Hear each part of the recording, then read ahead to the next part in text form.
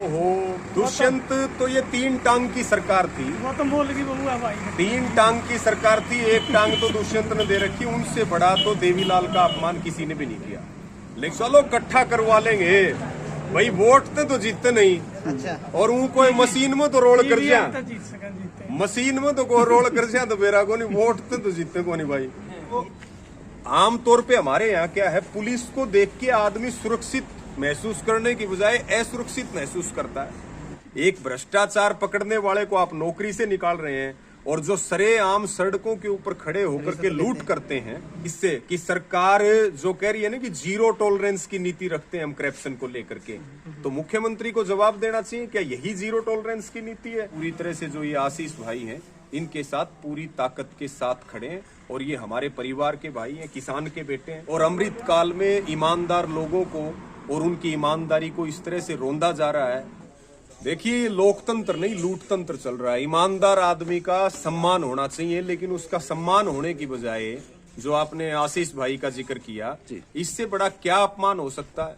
और वो लगातार भ्रष्टाचार की चीजों को उजागर करते रहे हैं, लेकिन उन्हीं के ऊपर मुकदमा, उन्हीं को जेल, हाँ उन्हीं के ऊपर जेल, उन्हीं को जेल में भी भेजा, उन्हीं को नौकरी से भी निकाल दिया।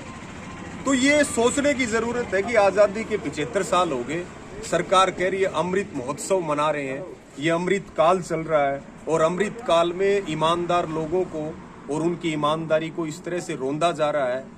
ये लोकतंत्र के ऊपर कलंक है, और हम इस भाई के पूरी तरह से, जो ये आशीष भाई हैं, इनके साथ पूरी ताकत के साथ खड़े हैं, और ये हमारे परिवार के भाई हैं, किसान के बेटे हैं, और ये ज्यादती हुई है। और ये पता लगता है इससे कि सरकार जो कह रही है ना कि 0 टॉलरेंस की नीति रखते हैं हम करप्शन को लेकर के, तो मुख्यमंत्री को जवाब देना चाहिए, क्या यही 0 टॉलरेंस की नीति है? एक भ्रष्टाचार पकड़ने वाले को आप नौकरी से निकाल रहे हैं, और जो सरेआम सड़कों के ऊपर खड़े होकर के लूट करते हैं, कुछ अच्छे लोग भी हैं, बिजली निगम में भी हैं, पुलिस विभाग में भी हैं।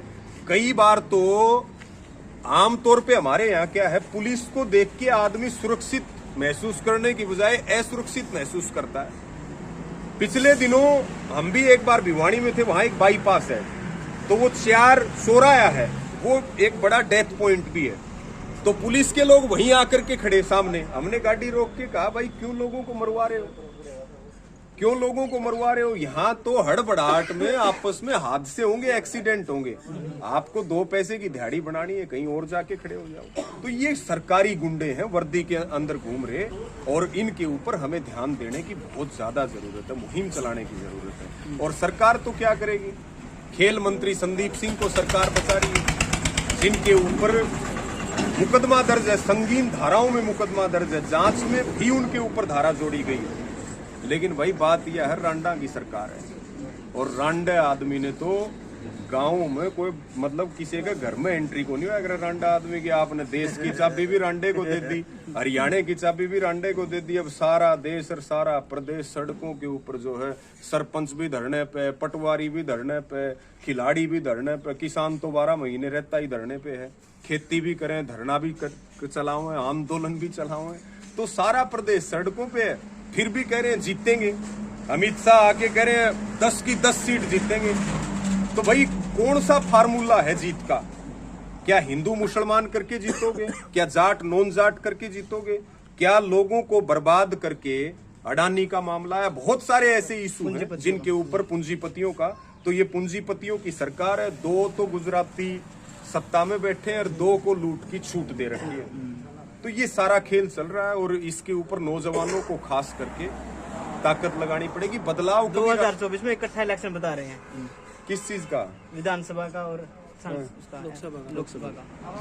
चलो इकट्ठा करवा लेंगे भाई, वोट तो जीतते नहीं। अच्छा। और कोई मशीन में तो रोल कर जा, जीत सकन जीते मशीन में तो को रोल कर जा तो मेरा को नहीं, वोट तो जीतते को नहीं भाई।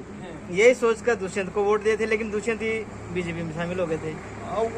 ओहो, दुष्यंत तो ये 3 टांग की सरकार थी। वो तो बोल की बबुआ भाई 3 टांग की सरकार थी, 1 टांग तो दुष्यंत ने दे रखी। उनसे बड़ा तो देवीलाल का अपमान किसी ने भी नहीं किया। लेकिन हम तो ये कह रहे हैं, पूरे देश ने, पूरे हरियाणा ने अब की बार तय कर रखा है कि भाई इन गुजराती गुंडों का पुंजड़ पाड़ के हाथ में देंगे, लांडा करके भेजना बहुत जरूरी है। जब पुंजड़ छोड़ दिया तो ये सिद्ध देंगे आगे।